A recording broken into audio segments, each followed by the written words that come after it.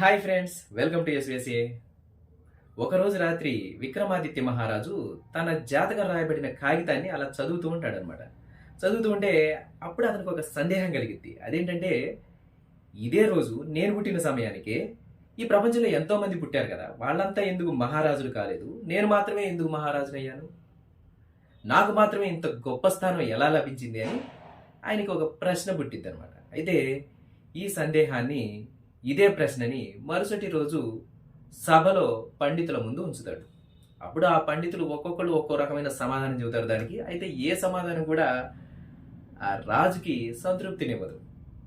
అప్పుడు వాళ్ళలో ఒక వృద్ధ పండితుడు ముందుకొచ్చి, మహారాజా, దీనికి సమాధానం మా దగ్గర లేదు, కానీ దీనికి సమాధానం చెప్పే సన్యాసి ఒక అతను ఉన్నాడు.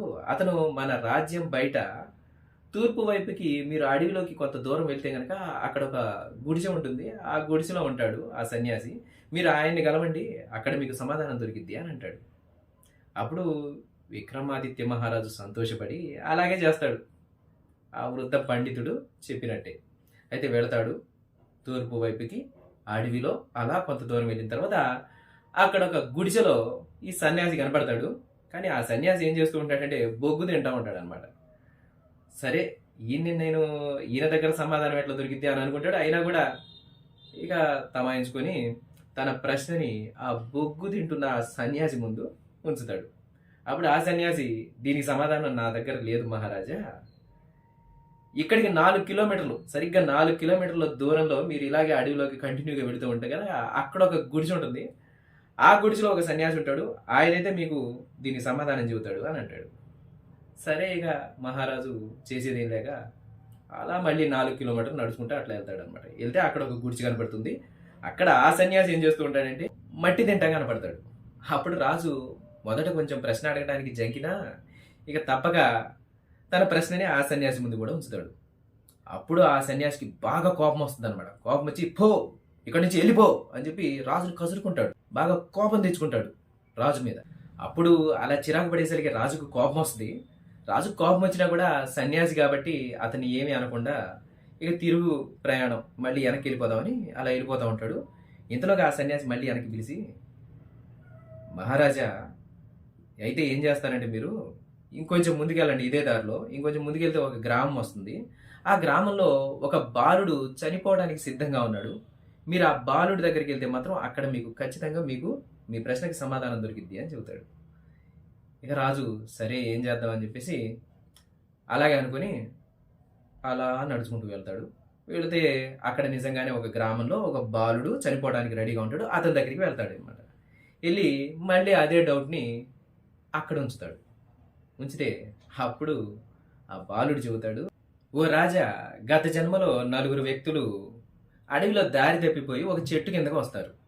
అయితే అప్పుడు వాళ్ళకి ఆకలిగా ఉండి వాళ్ళ దగ్గర ఉన్న రొట్టె ముక్కల్ని తీసుకొని తిందామని అలా నోటి దగ్గరికి తెచ్చుకునే లోపలే ఒక వృద్ధుడు వాళ్ళ దగ్గరికి వచ్చి, బాబు, నాకు బాగా ఆకలిగా ఉంది, నాకు మీ రొట్టె ముక్కలో కొంచెం రొట్టె ముక్క నాకు కొంచెం పెట్టండి అయ్యా అని అంటాడు. అప్పుడు వాళ్ళలో మొదటి వ్యక్తి ఇలా అంటాడనమాట, ఈ రొట్టె ముక్క నీకు ఇచ్చి బొగ్గు తిని బతకమంటావా అని చెప్పి గట్టిగా కసురుకుంటాడు. ఇక అప్పుడు రెండో వ్యక్తి అంటాడు, ఈ రొట్టె ముక్క నీకు ఇస్తే మేము మట్టి తిని బతకాల్సిందే అని చెప్పి ఎటకారంగా మాట్లాడతాడు. ఇక మూడో వ్యక్తి అంటాడు, ఈ రొట్టె ముక్క తినకపోతే ఈ రాత్రిగా సస్తావా ఏంది అని చెప్పి ఇట్లా అత్యంత దారుణంగా మాట్లాడతాడు అనమాట, కఠినంగా మాట్లాడతాడు. కానీ 4వ వ్యక్తి మాత్రం, తాత, నువ్వు చాలా నీరసంగా ఉన్నావు, ఈ రొట్టె తిను అని తను తినబోతున్న రొట్టెని కూడా ఆ వృద్ధుడికి ఇచ్చేశాడు. ఆ 4వ వ్యక్తి మరెవరో కాదు మహారాజా, అది మీరే అని చెప్పాడు. అది విని రాజు ఒక్కసారిగా దిగ్భ్రాంతికి గురయ్యాడు, ఆశ్చర్యపోయాడు.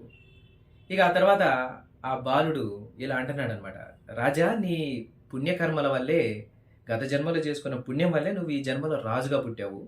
కాబట్టి ఈ అనవసరమైన మీమాంసలతో కాలాన్ని వృధా చేయకుండా నీ ప్రజలని కన్న బిడ్డల వలె పరిపాలించి సుభిక్షంగా సుఖశాంతులతో జీవించు అని చెప్పేసి కన్ను మూస్తాడు. కాబట్టి దానం సంపద వంటిది, అది ప్రతిఫలంగా మనకి పుణ్యాన్ని తెచ్చిపెడుతుంది. అదే చెడ్డ మాట అప్పు లాంటిది, ప్రతిగా దానికి కొంత వడ్డీని కూడా చేర్చి చెల్లించాల్సి ఉంటుంది. సో ఫ్రెండ్స్, పరోపకారార్థం ఇదం శరీరం. కాబట్టి ఉన్నంతలో, మనకి చేతనైనంతలో, మన శక్తి మేరకు ఇతరులకి సహాయం చేయడానికి ప్రయత్నించాలి. ఇతరులకి చేసే సహాయమే అది మనకి ఆత్మసంతృప్తినిస్తుంది. సంతృప్తిని మించిన సంపద లేదు కదా. ధన్యవాదములు.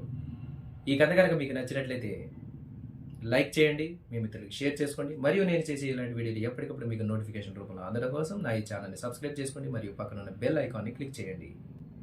మరియు మీ యొక్క విలువైన అభిప్రాయాల్ని కింద కామెంట్ బాక్స్లో తెలియజేయండి. ధన్యవాదములు.